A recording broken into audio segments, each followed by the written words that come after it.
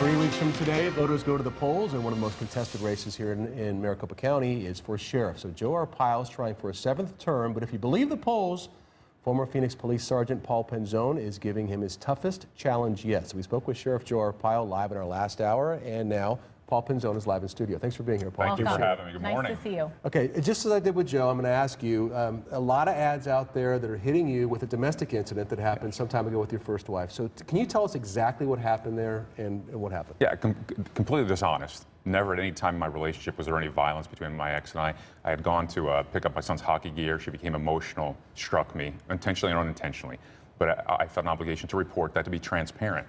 Now, what's not being shown in those commercials where the sheriff says what Paul doesn't want you to know, it's quite the opposite. I gave all the information to the media in 2012 to be out front about it and say this is what occurred. Nothing violent occurred.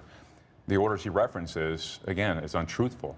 Not only did my ex redact those and the judge dismiss everything, but she wrote a sworn statement saying that nothing ever occurred. It was just a difficult divorce, which many people go through. So it's shameful that here 13 years later, that's the only thing that he can try to use and misrepresent to attack me, as opposed to talking about the issues that affect this community. And he says you lost your gun. Is that also as a reason of that, part of that? So when I got an order against my ex, just to say that we'd have a third party present when we exchanged our son, a week later she got one, almost like a retaliatory order back against me. I took it to court within 1 week's time frame, and the judge dismissed everything. And yes, your guns are taken temporarily for 1 week time.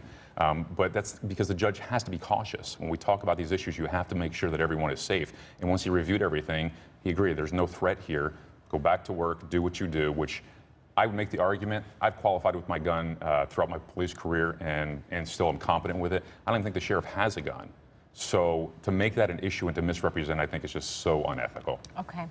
When he was here just last hour, we talked about what he would do if he is reelected and why voters should vote for him. And he talked about his experience being on his side. What do you say towards that? You were with the Phoenix Police Department for many years, but where does your experience come into play? Well, first of all, I don't think longevity in of itself means that you're competent or experienced. It's what you do during your time in office or in service. So I've worked in all capacities. I've worked undercover in narcotics. I worked in investigations. I've worked in programs such as Silent Witness to develop not only safety programs to enhance prevention within the community, but to solve crimes.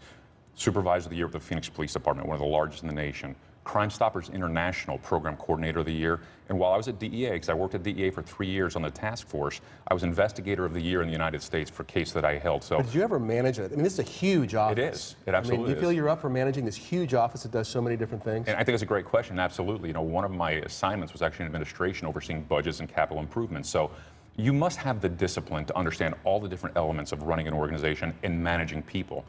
And my opponent, on many occasions, had talked about how he's just put people in place and it's not his job to monitor them anymore. I disagree completely. When you're the head of an organization, you have the responsibility to select the right people and then to provide oversight to ensure that you know what's going on within your organization. And the 4 chiefs that just endorsed me, you know, I mean, there's 130 years of executive experience between the 4, and unequivocally they said Paul has the skill set to manage an organization of the size and to pick the right people.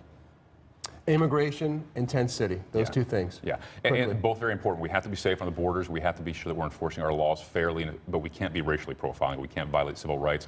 Tent City is a detention center. I'll evaluate it and make the determination. If it's needed, we'll keep it, but we'll clean it up and run it the right way. If it's not needed, it shouldn't come at a burden of taxpayers because it doesn't save us money. But I just want to close with this.